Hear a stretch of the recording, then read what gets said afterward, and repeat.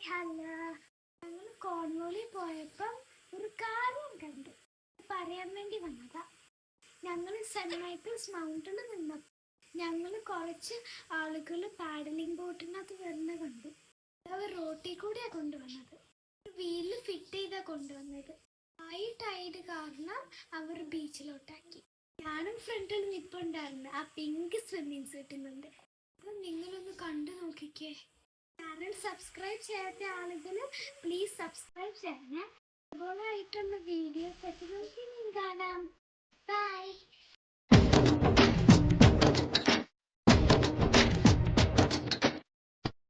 അയലിലെ കെട്ടിപ്പൽ തുഴയുമ്പം പാട്ടൊന്നും ഞാനടിക്കാൻ കുടിക്കുമ്പം പാടകഥ പറയടി.